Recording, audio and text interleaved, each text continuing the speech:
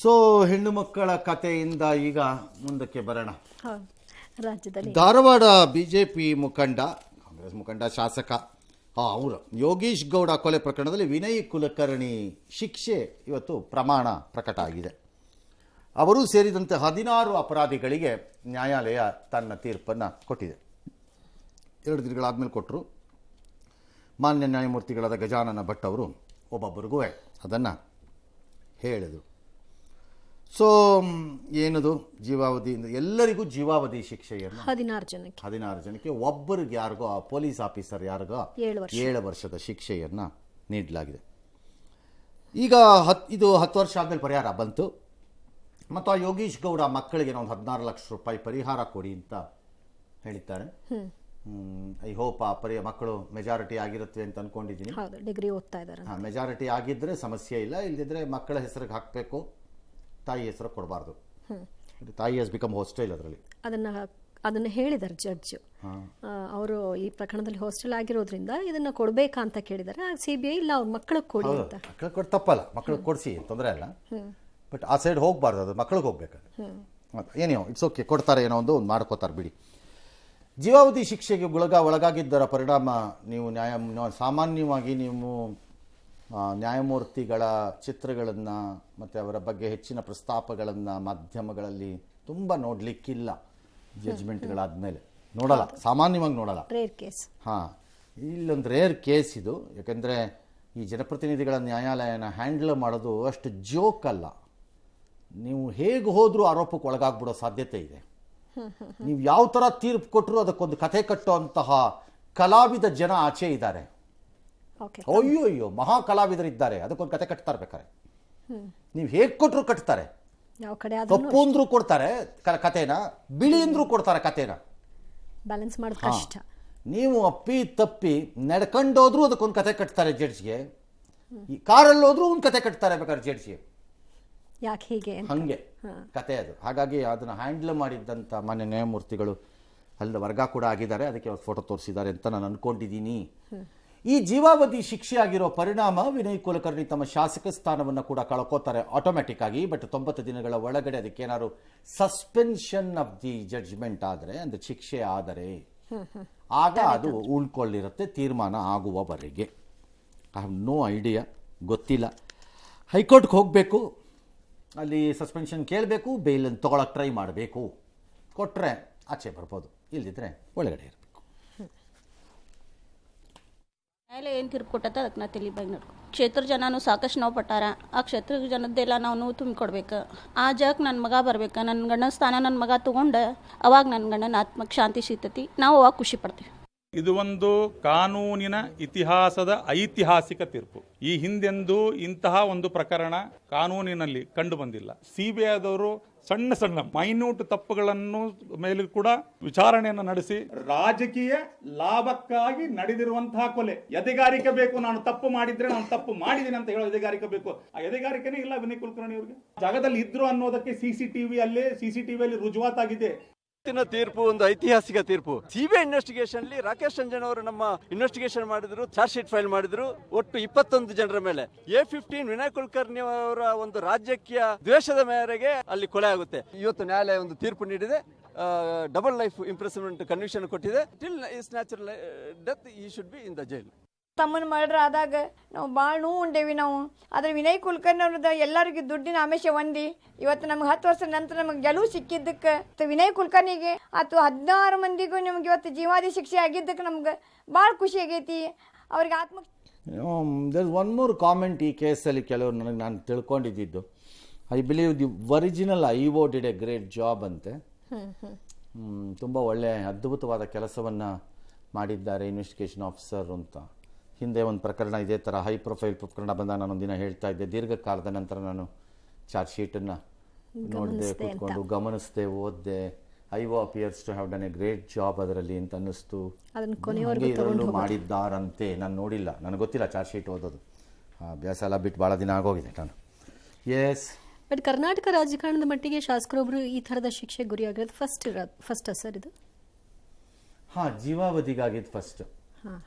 ಈ ರೀತಿ criminal murder ಆರೋಪದ ಮೇಲೆ ಶಿಕ್ಷೆ ಒಳಗಾಗಿದ್ದು, ಅರೆಸ್ಟ್ ಆಗಿದ್ದಿದೆ. ಇದೆ, ಕೇಸ್ಗಳಿದೆ. ಶಿಕ್ಷೆಗೆ ಶಿಕ್ಷೆ ಆಗಿರೋದು ಇದು.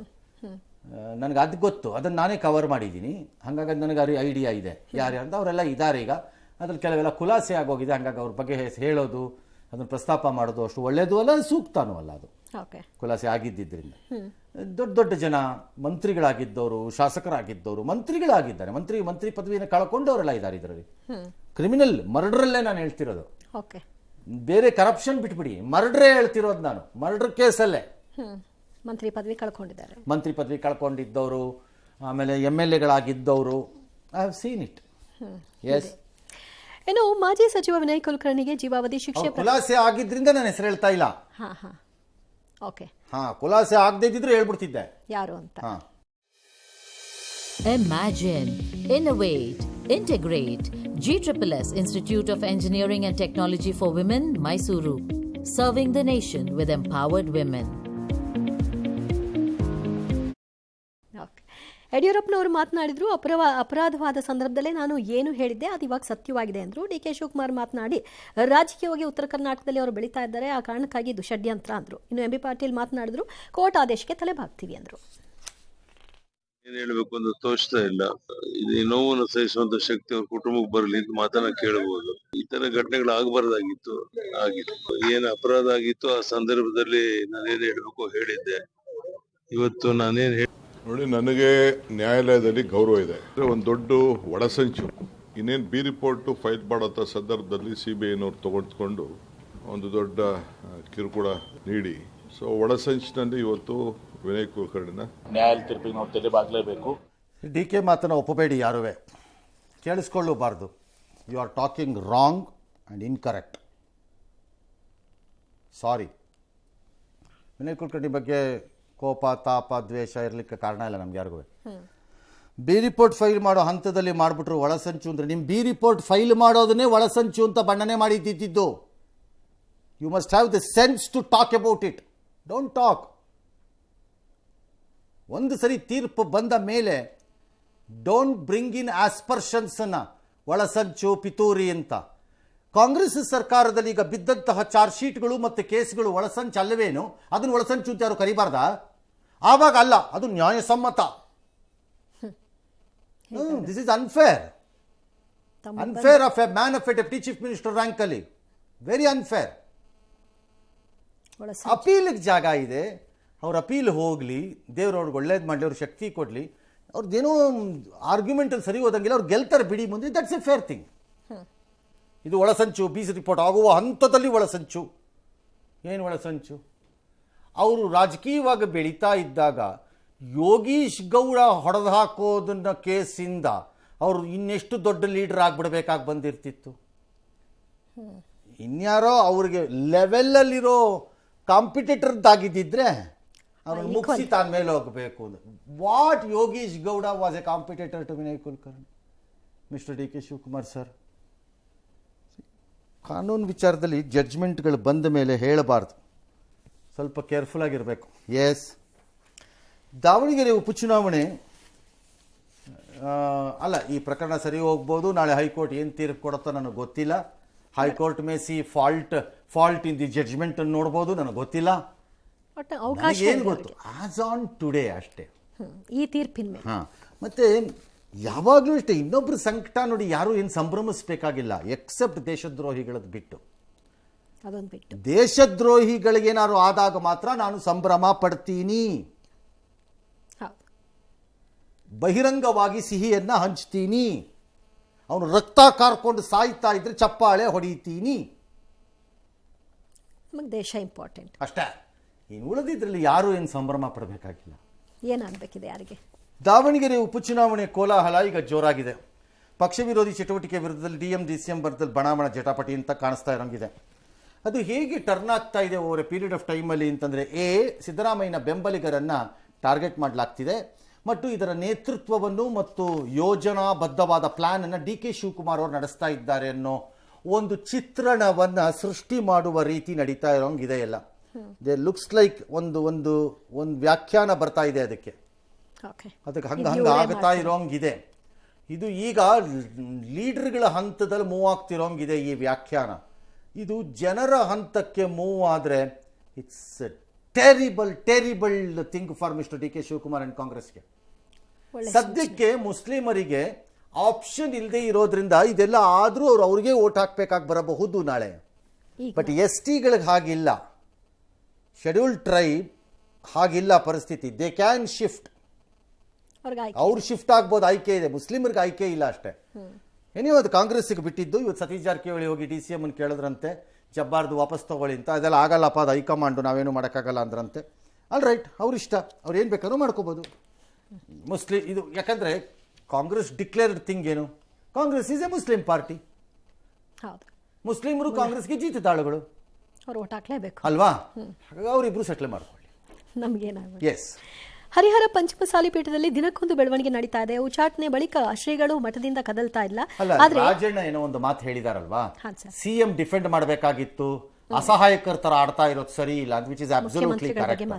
ಚೀಫ್ ಮಿನಿಸ್ಟರ್ ನಂದೆಲ್ಲ ಮುಗೀತು, ನನ್ನ ಅನುಭವಿಸ್ಬೇಕಾದ್ದೆಲ್ಲ ಅನುಭವಿಸಾಯಿತು ಅಂದ್ಬಿಟ್ಟು ಈಗ ಕೈ ಎತ್ತಿ ನಿಂತುಕೊಂಡ್ರೆ ನಿಮ್ಮಂಥ ಬಲಹೀನರು, ಶಕ್ತಿಹೀನರು ಮತ್ತು ಏನಂತ ಕರೆಯೋಣ, ಯಾಕೋ ಮೊದಲ ತರ ಇಲ್ಲ ಅಂತ ಹೇಳಕ್ಕಾಗಲ್ಲ. ರಾಜಣ್ಣ ಹೇಳಿರೋದು. ಬದ್ಧರು ಪಕ್ಷದಲ್ಲೂ ಇರ್ತಾರೆ, ಅವ್ರುಗಳೆಲ್ಲ ಈ ತರ ಹುನ್ನಾರಗಳನ್ನೆಲ್ಲ ಮಾಡ್ತಾರೆ. ಅದಕ್ಕೇನು ಮಾಡಕ್ ಆಗೋದಿಲ್ಲ.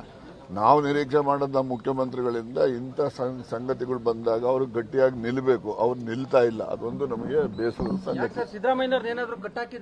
ಕಟ್ಟಾಕವರೋ ಬಿಟ್ಟವರೋ ಯಾರಿಗ್ ಗೊತ್ತ್ರಿ? ಕಟ್ಟಕೇನು ಕೋಳನ ಕುರಿನ ಏನು ಕಟ್ಟಾಕ? ಕರೆಕ್ಟ್ ಹೇಳಿದ್ರಪ್ಪ ರಾಜಣ್ಣ. ಸಿದ್ದರಾಮಯ್ಯನ ಕಟ್ಟಕ್ಕಾಗತ್ತ ಅಲ್ಲ, ಏನು ಅವ್ರನ್ನ ಕರೆಯೋದು ಎಲ್ಲ ಹುಲಿಯ ಅಲ್ಲ, ಟಗರು. ಆ ಟಗರನ್ನ ಕಟ್ಟಾಕ್ತಾರಿಲ್ರಿ ಯಾವನಲ್ವೇ, ಗೊಮ್ಮದ್ರೆ ಅಷ್ಟೇ ಟಗರ ಮೇಲೆ. ಬಟ್ ಟಗರು ಸುಸ್ತಾಗ್ಬಿಟ್ಟಿದೆ ಯಾಕೋ ಈ ಅವಧಿಯಲ್ಲಿ. All right.